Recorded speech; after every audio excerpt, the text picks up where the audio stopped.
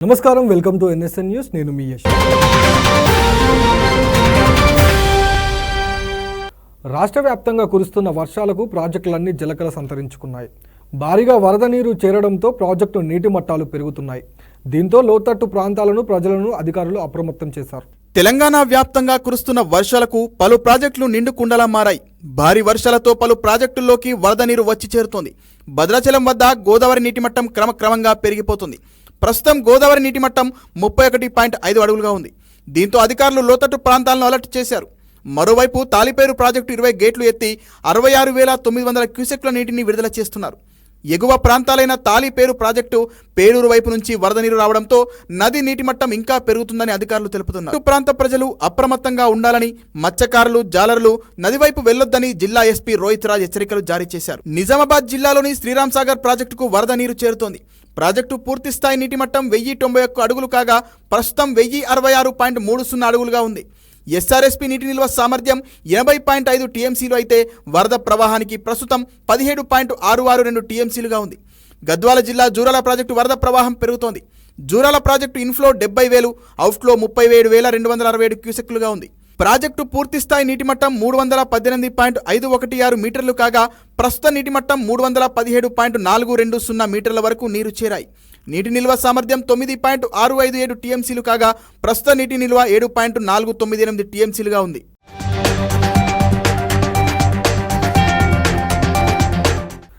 తెలంగాణలో భారీ వర్షాలు కురుస్తాయని వాతావరణ శాఖ హెచ్చరించింది. ఈ నేపథ్యంలో జిల్లా కలెక్టర్ అప్రమత్తంగా ఉండాలని ప్రభుత్వ ప్రధాన కార్యదర్శి సిఎస్ శాంతికుమార్ ఆదేశించారు. ఉత్తర తెలంగాణలో 11 జిల్లాలో ఇవాళ రేపు భారీ వర్షాలు కురుస్తాయని తెలిపింది వాతావరణ శాఖ. ఇప్పటికే 11 జిల్లాలకు ఆరెంజ్ అలర్ట్ను ప్రకటించింది. రాష్ట్ర వ్యాప్తంగా భారీ వర్షాలు కురుస్తున్న నేపథ్యంలో ప్రజలను అప్రమత్తం చేసేందుకు సిఎస్ శాంతికుమారి జిల్లా కలెక్టర్లతో టెలికాన్ఫరెన్స్ నిర్వహించారు. పెద్దపల్లి, కరీంనగర్, మూలుగు, కొమరంభీం, ఆసిఫాబాద్, మంచిర్యాల, హన్మకొండ, జగిత్యాల, ఖమ్మం, కొత్తగూడెం, నిర్మల్ జిల్లాల్లో 2 రోజుల పాటు భారీ వర్షాలు కురుస్తాయని వాతావరణ శాఖ హెచ్చరికలు జారీ చేసింది. ఆయా జిల్లాల కలెక్టర్లు ఏ విధమైన ప్రాణ ఆస్తి నష్టం జరగకుండా సంబంధిత ప్రభుత్వ విభాగాలతో కలిసి ముందు జాగ్రత్త చర్యలు తీసుకోవాలని ఆదేశించారు.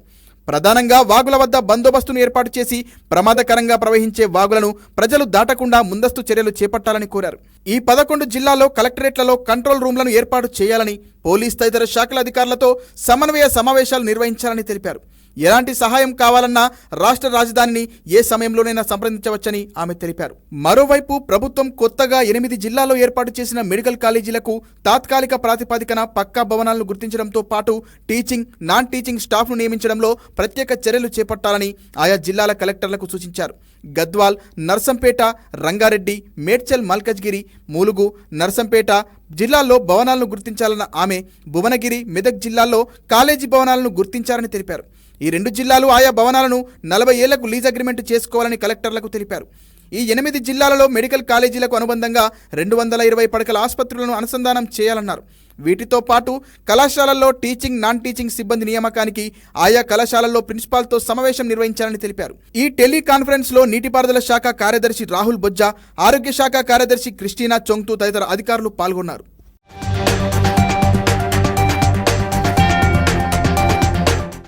చేపల వేటకు సౌకర్యాలు లేక మత్స్యకారులు తీవ్ర ఇబ్బందులు పడుతున్నారు.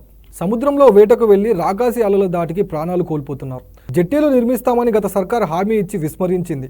ప్రస్తుత కూటమి ప్రభుత్వం చొరవ తీసుకుని జెట్టీలు నిర్మించాలని మత్స్యకారులు కోరుతున్నారు. ఆంధ్రప్రదేశ్లోని శ్రీకాకుళం జిల్లాకు 193 కిలోమీటర్ల సువిశాల సముద్ర తీరం ఉంది. 11 మండలాల్లోని 104 గ్రామాలకు చెందిన 1,12,000 మంది మత్స్యకారులకు చేపల వేటే ఆధారం. స్థానిక వేట గిట్టుబాటు కాక ఏటా వేల మత్స్యకారులు ఇతర ప్రాంతాలకు వలస వెళ్తున్నారు. ఇల్లు విడిచి పోలేని వారు చేపల వేటపైనే ఆధారపడి జీవిస్తున్నారు. అరకొర వేటతో చాలీచాలని ఆదాయంతో బతికిడుస్తున్నారు. డీజిల్, వేట సామాగ్రి ధరల పెరుగుదల వారికి శరాఘాతంగా మారింది.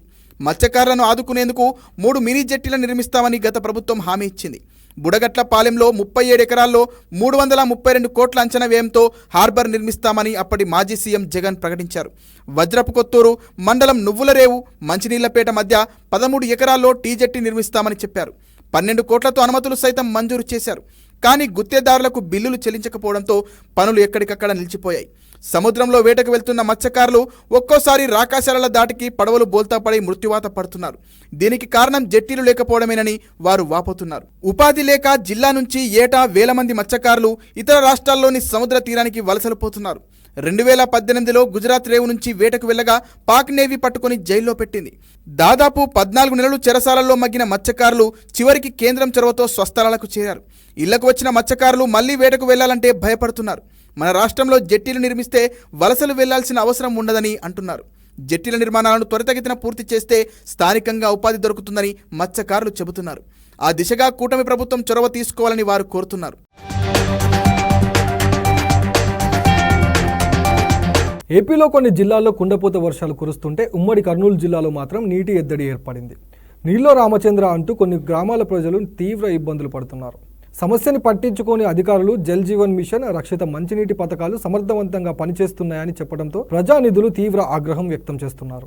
ఆంధ్రప్రదేశ్లోని కర్నూలు పశ్చిమ ప్రాంతంలో నీటి సమస్య తరతరాలుగా కొనసాగుతోంది. పక్కనే తుంగభద్ర నది ఉన్నా ప్రజలకు గుక్కెడు మంచినీరు దొరకడం లేదు. వర్షాకాలం ప్రారంభమై నెల రోజులు గడిచినా ఇప్పటికీ గ్రామాల్లో దాహం కేకలు వినిపిస్తూనే ఉన్నాయి. దీంతో ఉమ్మడి కర్నూలు జిల్లా పరిషత్ కార్యాలయంలో సర్వసభ్య సమావేశం నిర్వహించారు. ఈ సమావేశంలో మంత్రులు MMD Farooq, BC Janardhan Reddy, TG Bharat సహా ఎంపీలు, ఎమ్మెల్యేలు, ఎంపీటీసీ, జెడ్పీటీసీలు పాల్గొని తాగునీటి సమస్య గురించి అధికారులను అడిగి తెలుసుకున్నారు. ఈ క్రమంలో నీటి సమస్య పెద్దగా లేదని అధికారులు చెప్పడంతో ప్రజాప్రతినిధులు ఆగ్రహం వ్యక్తం చేశారు. నంద్యాలలో ఇప్పటికే వారం రోజులకు ఒకేసారి తాగునీరు వస్తుందని ఎంపీ బైరెడ్డి శబరి ధ్వజమెత్తారు. ఇంటింటికి కుళాయిలు 20% కూడా పూర్తి కాలేదన్నారు. తుంగభద్ర నది తీర ప్రాంతాల్లో గ్రామాల్లో నేటికి తీవ్రమైన తాగునీటి ఎద్దడి నెలకొందని కర్నూలు ఎంపీ బస్తిపాటి నాగరాజు ఆవేదన వ్యక్తం చేశారు. అస్పేరి, హోలగుంద మండలాల్లో నీటి సమస్యతో ప్రజలు ఇబ్బంది పడుతున్నారని ఆలూరు ఎమ్మెల్యే విరూపాక్షి గుర్తు చేశారు. ఆదోని మండలంలో వారానికి ఒకసారి మాత్రమే నీరు వస్తోందని, బసాపురం సమ్మర్ స్టోరేజ్ ట్యాంకు నిర్మాణంలో అవినీతి కారణంగా పూర్తి స్థాయిలో నీరు నిల్వ చేయలేని దుస్థితి నెలకొందని ఆదోని ఎమ్మెల్యే పార్థసారథి పేర్కొన్నారు. కొడుమూరు నియోజకవర్గంలోనూ తీవ్రమైన తాగునీటి ఎద్దడి ఉందని, రక్షిత మంచినీటి పథకాలను ఎందుకు పూర్తి చేయలేదని ఎమ్మెల్యే బొగ్గుల దస్తగిరి నిలదీశారు. అనంతరం గాజుల దిన్నె ప్రాజెక్టు ఉన్నా తాగునీటిని సరఫరా చేయలేని దుస్థితి ఎందుకు నెలకొందో చెప్పాలని ఎమ్మిగనూరు ఎమ్మెల్యే బీవీ జయనాగేశ్వర్ రెడ్డి అధికారులను నిలదీశారు. నందికొట్కూరు నియోజకవర్గంలోనూ రక్షిత మంచినీటి పథకాలు ముందుకు సాగలేదని, ఫలితంగా కొత్తపల్లి, నందికొట్కూరు మండలాల్లో తాగునీటి ఎద్దడి తీవ్రంగా ఉందని ఎమ్మెల్యే జయసూర్య ధ్వజమెత్తారు.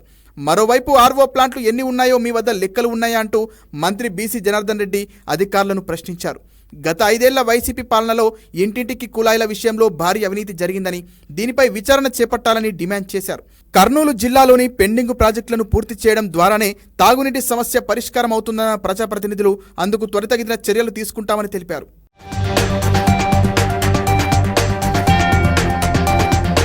రాజధాని నగరంలో అక్రమ మద్యం, గుడుంబాతో పాటు మాదక ద్రవ్యాలు, గంజాయిని అరికట్టేందుకు 24 ప్రత్యేక బృందాలతో దాడులు నిర్వహిస్తున్నామంటూ ఎక్సైజ్ జాయింట్ కమిషనర్ ఖురేషి వెల్లడించారు. ధూల్పేటలో సిబ్బందితో కలిసి ప్రత్యేక దాడులు నిర్వహించిన ఆయన మాదక ద్రవ్యాల నివారణలో భాగంగా గంజాయి, గుడుంబా తయారీకి అడ్డాగా మారిన ధూల్పేటలో పూర్తిగా అంతం చేస్తామన్నారు. హైదరాబాద్, రంగారెడ్డి జిల్లాల్లో పాటు జీహెచ్ఎంసీ పరిధిలో ఉన్న ప్రాంతాల్లో ఎన్ఫోర్స్మెంట్, ఎస్టీఎఫ్, డిటిఎఫ్, ఎక్సైజ్ శాఖ పోలీసులు దాడులు ముమ్మరంగా చేశామని కమిషనర్ పేర్కొన్నారు.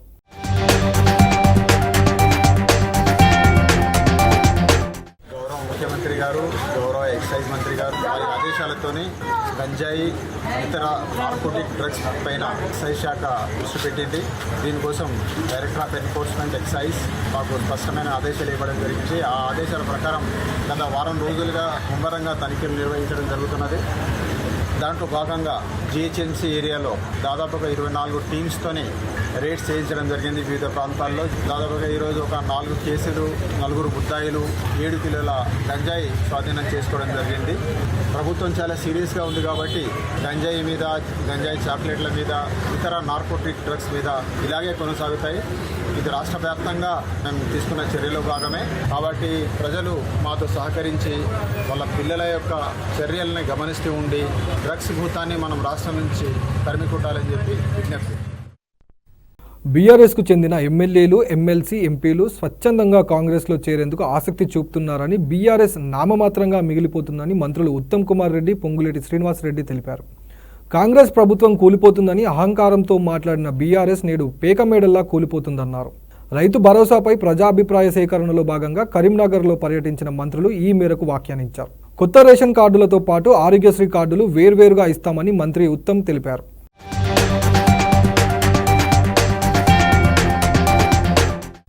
స్పష్టమైన ప్రకటిస్తున్నా, మేము కొత్త రేషన్ కార్డు ఇవ్వబోతున్నాము. రేషన్ కార్డ్ అండ్ ఆరోగ్యశ్రీకి వేరు కార్డులు ఏర్పాటు చేయబోతున్నాము. కేబినెట్ లో కొత్త రేషన్ కార్డు కి గైడ్ లైన్స్ డిస్కస్ చేయబోతున్నాము. ఏ క్రైటీరియాపై కొత్త రేషన్ కార్డులు ఇస్తామని.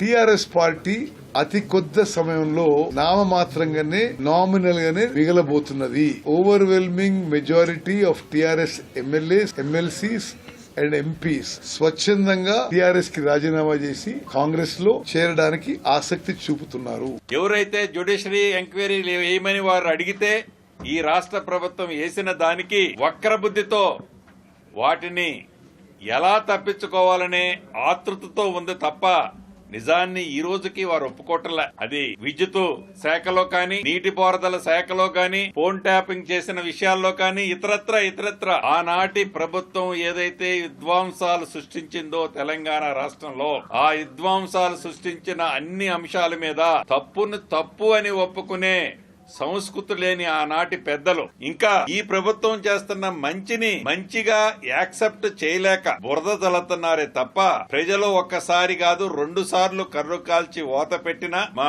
సహచర మంత్రివర్యులు చెప్పినట్లు నామమాత్రంగా ఆ పార్టీ రాబోయే రోజుల్లో ఉంటదంటున్నారు. నాకు తెలిసి నామమాత్రంగా కాదు, పేక మేడ ఎలా ఉందో దాన్ని వారే కూల్చుకుంటున్నారు. ఇంకొక పార్టీ ఎవరు కూల్చటంలా.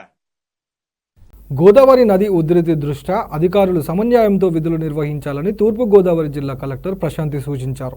ఎమ్మెల్యే బత్తుల బలరామకృష్ణ ఇతర అధికారులతో కలిసి గోదావరి మధ్యలో ఉన్న సీతానగరం మండలం ములకలంకలో పర్యటించారు. బొబ్బిలి లంక రేవు నుంచి బోటులో ములకలంక చేరుకున్న కలెక్టర్ గోదావరి ఉధృతంగా ఉన్నందున గ్రామం విడిచి పునరావాస కేంద్రాలకు రావాలని ప్రజలను కోరారు. వరద పెరిగే అవకాశం ఉన్నందున తగిన ముందు జాగ్రత్త చర్యలు చేపడుతున్నామని కలెక్టర్ తెలిపారు. ఏటిగట్టు బలహీనంగా ఉన్న చోట పటిష్టమైన రక్షణ చర్యలు తీసుకుంటామని చెప్పారు. పశువుల తరలింపు, వాటికి దానా అందజేతపై ప్రత్యేక చర్యలు చేపడతామని పేర్కొన్నారు. అవసరమైన చోట వైద్య శిబిరాలు ఏర్పాటు చేస్తామన్నారు.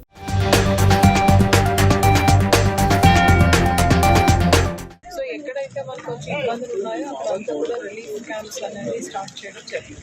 తర్వాత ధవళేశ్వరం వరకు వచ్చే సోర్స్ ఇదే కాలం నుంచి వెళ్తాయి కాబట్టి ఇక్కడ చూస్తే ఫ్లోస్ కంట్రోల్డ్గానే ఉన్నాయి. సో రెవెన్యూ ఆఫీసర్స్ ద్వారా రిలీఫ్ సెంటర్స్ అన్ని ఐడెంటిఫై చేసి పెట్టుకున్నాము. యానిమల్స్కి వచ్చినంత వరకు కొన్ని విలేజెస్లో ఇబ్బంది అయింది. అక్కడ మనం యానిమల్స్ని సేఫ్ ప్లేసెస్కి మనము ట్రాన్స్పోర్ట్ చేయడం అనేది చెప్తున్నాం. వరద ప్రభావిత ప్రాంతాలన్నీ కూడా కొంచెం మేము ఇన్స్పెక్ట్ చేసుకోవాలి. ఈవెన్ ఎమర్జెన్సీ వర్క్స్ టేకప్ చేయాల్సి అవసరం అయినప్పుడు ఎమర్జెన్సీ వర్క్స్ టేకప్ చేయడం కూడా రెడీగా ఉంది. అలానే డ్రింకింగ్ వాటర్ సప్లైకి వచ్చినంత వరకు we don't have any problem. Drinking water supply అవుతుంది. ఎలక్ట్రిసిటీ ఆఫీస్లో ఎస్సీ ఎలక్ట్రిసిటీ దగ్గర అలా మా దగ్గర ఒక కమాండ్ కంట్రోల్ రూమ్ రన్ చేస్తూ ఎవరైనా సమస్య చెప్తే వెంటనే మనం స్పందించేటట్టుగా చేస్తున్నాం. తిరుమల మెట్ల మార్గంలో భక్తుల వన్యమృగాల దాడుల నివారణకు ప్రతిష్ట చర్యలు చేపడతామని హోంమంత్రి అనిత తెలిపారు. సురక్షితంగా తిరుమలకు చేరుకునేలా చర్యలు తీసుకుంటామన్నారు. అలిపిరి కాలిబాట ద్వారా కుటుంబ సభ్యులతో కలిసి ఆమె తిరుమల చేరుకున్నారు. ఇవాళ శ్రీవారిని దర్శించుకోనున్నారు.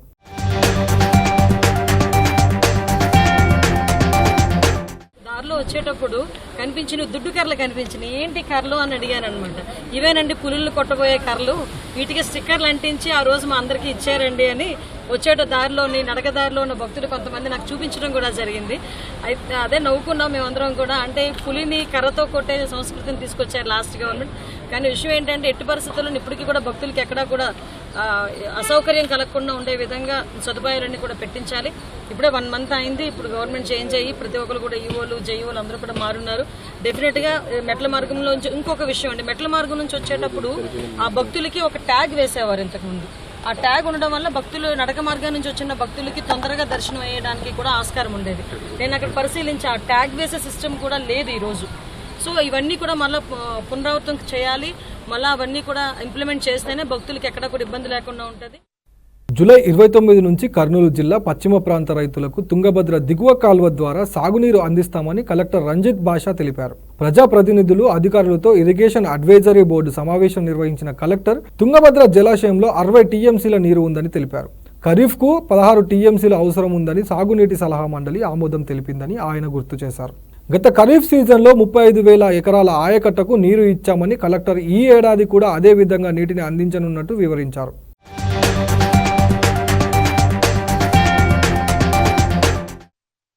టీఎంసీ వాటర్ మనకి ఎంటైటిల్మెంట్ ఉంది ఎల్ఎల్సీ నుంచి.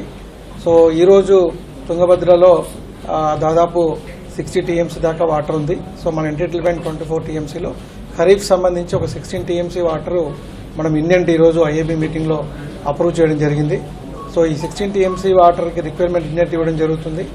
దెన్ ఫాలోడ్ బై ఒక నెక్స్ట్ 10 డేస్లో మనకి water we are expecting by 29th we will be getting water for irrigation purpose. 29 తర్వాత ఫార్మర్స్ అందరూ కూడా వాటర్ మనము వాళ్ళందరికీ కూడా ఫీల్డ్స్కి అందుబాటులోకి తీసుకురావడం జరుగుతుంది.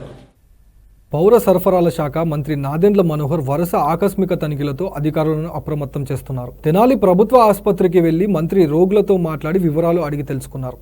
ఆ తర్వాత పట్టణంలో ఓ కాలనీకి వెళ్లి పారిశుద్ధ్య నిర్వహణ, మురుగు కాలువల పనితీరును మనోహర్ పరిశీలించారు. ప్రజలకు ఇబ్బంది లేకుండా పనిచేయాలని అధికారులకు ఆదేశించారు. మరోవైపు గుంటూరు జిల్లా కొల్లిపార మండలం మున్నంగి ఇసుక స్టాక్ పాయింట్ను మనోహర్ ఆకస్మికంగా తనిఖీ చేసి రికార్డులను పరిశీలించారు. మైనింగ్, పోలీసు, రెవెన్యూ, పంచాయతీరాజ్ శాఖల అధికారులు ఎటువంటి అక్రమాలకు తావివ్వకుండా పనిచేయాలని హెచ్చరించారు.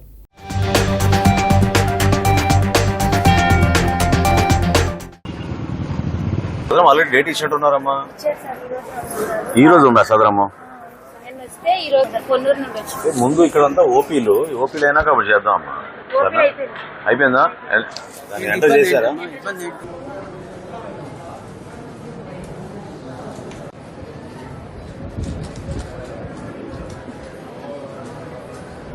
లోపలికి నడవడానికి కూడా దారి ఉంటుంది. అధ్వానంగా ఉంది. కరెక్ట్. అదొక్కటే మాకు ఎక్కువ బాగా తీసుకోవటానికి లెక్క ప్రకారం. కానీ మనకి ఏం కనపడవు వినపడవు కదా మనకి.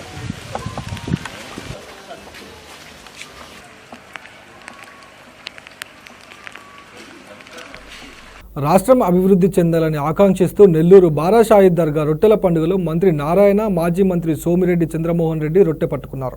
ఎంపీ వేమిరెడ్డి ప్రభాకర్ రెడ్డి, ఎమ్మెల్యేలు కోటంరెడ్డి, శ్రీధర్ రెడ్డి, వేమిరెడ్డి, ప్రశాంత్ రెడ్డి, టీడీపీ జిల్లా అధ్యక్షుడు అబ్దుల్ ఆజిద్తో పాటు పార్టీ ముఖ్య నేతలు దర్గాను సందర్శించి ప్రార్థనలు నిర్వహించారు. తర్వాత స్వర్ణాల చెరువులో రాష్ట్ర అభివృద్ధి రొట్టె పట్టుకున్నారు. దేశంలో ప్రసిద్ధి చెందిన బారా షాహిద్ దర్గాను ప్రణాళికాబద్ధంగా అభివృద్ధి చేస్తామని ఈ సందర్భంగా నారాయణ వెల్లడించారు.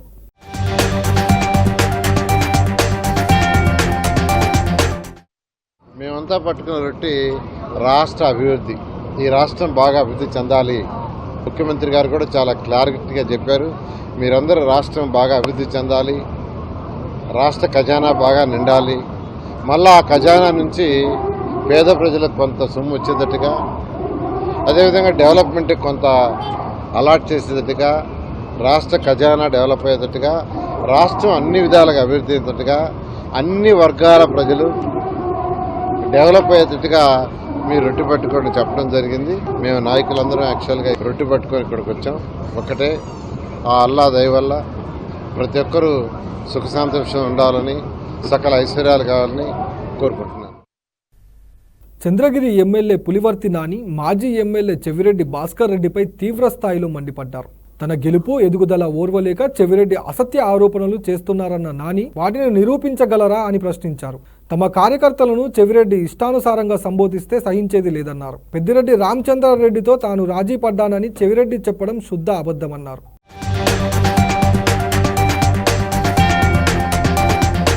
2019లో నువ్వు ఎమ్మెల్యే అయిన తర్వాత నెల రోజులు నన్ను ఏ విధంగా ఘోరంగా మాట్లాడాలో అంత ఘోరంగా మాట్లాడించావు. నన్ను ఏ విధంగా తిట్టించాలో అంత తిట్టించావు. అన్ని ఊర్లో ఆ రోజు 2 వీలర్లో రౌండ్ కొట్టి వారం రోజులు అందరిని భయభ్రాంతులు చేపించావు, కొట్టించావు. తెలుగుదేశం పార్టీ కుటుంబ సభ్యులు చాలా మంది ఊర్లో వదిలి వెళ్ళిపోయారు. ఈ రోజు ఎక్కడైనా జరిగిందా? నీ కుటుంబ సభ్యులే నా పైన దాడి చేపించారు. దాంట్లో నీ పాత్ర ఉంది. సాంకేతికంగా ఎక్కడెక్కడ ఏమి జరిగిందని సాంకేతికంగా అన్ని తీస్తా ఉండారు. దాన్ని తట్టుకోలేకుండా కారు ఎత్తుకొని అందరి ఇళ్ళకి తిరిగినావు. తెలుగుదేశం నాయకుల ఇళ్ళకంతా తిరిగావు. వారం కాల అడుక్కున్నావా లేదా? భాస్కర్ రెడ్డి చెప్పు ఇప్పుడైనా. నేను ఆయన గురించి పట్టించుకున్నా. నేను ఎక్కడో వ్యాపారం చేస్తా ఉన్నాను, నన్ను వదిలేయమను. అడుక్కున్నావా లేదా? ఇటువంటి వ్యక్తి ఈ రోజు మాట్లాడుతావు. నువ్వయ్యా ఒక మనిషి. నీకు చించిన పుస్తకం కాదు, చిరిగిపోయిన పుస్తకం చూపిస్తా.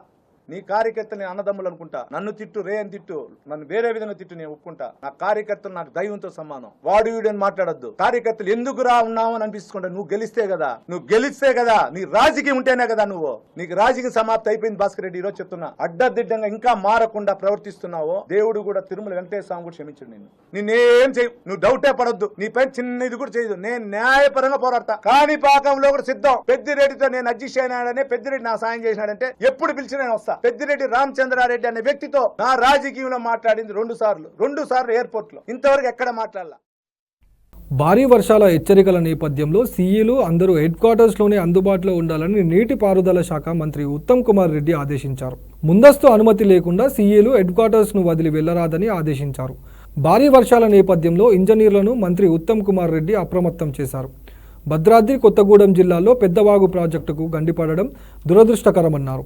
ప్రాజెక్టుల గేట్లను అన్ని మార్గదర్శకాలకు లోబడి సరిగ్గా పనిచేసేలా చూడాలని చెప్పారు. వరద నీటి నిర్దేశిత నిబంధనలకు లోబడి దిగువ విడుదల చేయాలని, నీరు వదిలే ముందు కలెక్టర్, ఎస్పీల సహాయంతో ప్రాజెక్టుల దిగువ ప్రాంతాల వారిని అప్రమత్తం చేయాలన్నారు. ఎలాంటి ప్రాణ ఆస్తి నష్టం లేకుండా జాగ్రత్తలు తీసుకోవాలని, అవసరమైన తాత్కాలిక మరమ్మతులను తక్షణమే చేపట్టాలని మంత్రి పేర్కొన్నారు.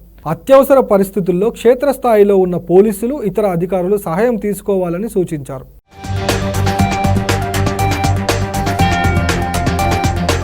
మహబూబాబాద్ జిల్లా కొత్తగూడెం మండలం గూడెం చెరువులో ఓ మత్స్యకారుడి వలకు 32 కిలోల భారీ చేప చిక్కింది. ఇటీవల కురుస్తున్న వర్షాలకు చెరువు నుంచి భారీ చేపలు వాగులోకి ఎదురెళ్లుతున్నాయి. సతీష్ అనే జాలరి వాగులో నీరు చేరే చోట ఏర్పాటు చేసిన వలకు 32 కిలోల చేప చిక్కింది.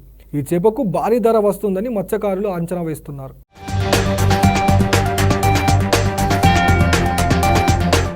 పూర్తి బడ్జెట్ కసరత్తును రాష్ట్ర ఆర్థిక శాఖ వేగవంతం చేసింది. ఈ నెల 25వ తేదీన ప్రవేశపెట్టనున్న బడ్జెట్ పద్ధతులను ఖరారు చేసే పనిలో అధికారులు నిమగ్నమయ్యున్నారు. బడ్జెట్కు ముందు అధికారులు, సిబ్బందికి ఆర్థిక శాఖ మంత్రి విందు ఏర్పాటు చేయడం సాంప్రదాయం. దీనిని కొనసాగిస్తూ ఆర్థిక శాఖ అధికారులు, సిబ్బందికి ఉప ముఖ్యమంత్రి మల్లు భట్టి విక్రమార్క విందు ఏర్పాటు చేశారు. ప్రజాభవన్లో జరిగిన విందు కార్యక్రమంలో ఆర్థిక శాఖ ప్రత్యేక ప్రధాన కార్యదర్శి రామకృష్ణారావు, ముఖ్య కార్యదర్శి సందీప్ కుమార్ సుల్తానియా, ప్రత్యేక కార్యదర్శి కృష్ణ భాస్కర్, సంయుక్త కార్యదర్శి హరిత, వివిధ స్థాయిల్లోని అధికారులు, సిబ్బందులు పాల్గొన్నారు. బడ్జెట్ నేపథ్యంలో అధికారులు, సిబ్బంది మానసిక ఒత్తిడికి గురి కాకుండా సుహృద్భావంతో పనిచేయాలని విందు ఏర్పాటు చేసినట్టు డిప్యూటీ సీఎం కార్యాలయం తెలిపింది.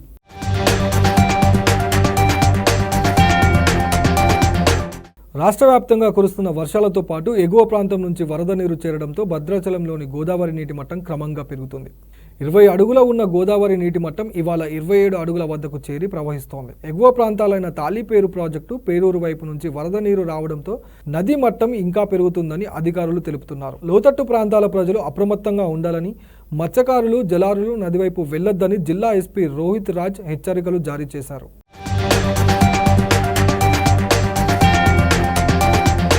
తమ సమస్యల పరిష్కారం కోసం స్టాఫ్ నర్సులు చేస్తున్న ఆందోళనపై ట్విట్టర్ వేదికగా మాజీ మంత్రి హరీష్ రావు స్పందించారు. ఆశాలు, ఏఎన్ఎంలు, అంగన్వాడీలే కాదు, ఇప్పుడు స్టాఫ్ నర్సులు కూడా రోడ్డు మీదకు వచ్చి ఆందోళనలు చేసే దుస్థితి కాంగ్రెస్ పార్టీ కల్పించిందన్నారు. బదిలీల ప్రక్రియలో లోపాలు ఉన్నాయని, తమకు న్యాయం జరుగుతుందని స్టాఫ్ నర్సులు 2 రోజులుగా తమ కుటుంబాలను వదిలి ఆందోళన చేస్తుంటే ప్రభుత్వం పట్టించుకోకపోవడం దుర్మార్గమన్నారు. ఇందిరమ్మ రాజ్యంలో మహిళా ఉద్యోగులకు గౌరవం లేదా, గుర్తింపు లేదా అని ప్రశ్నించారు. ప్రభుత్వం తక్షణమే స్పందించి స్టాఫ్ నర్సుల బదిలీల ప్రక్రియను పారదర్శకంగా పూర్తి చేయాలని బీఆర్ఎస్ పార్టీ పక్షాన డిమాండ్ చేస్తున్నామన్నారు.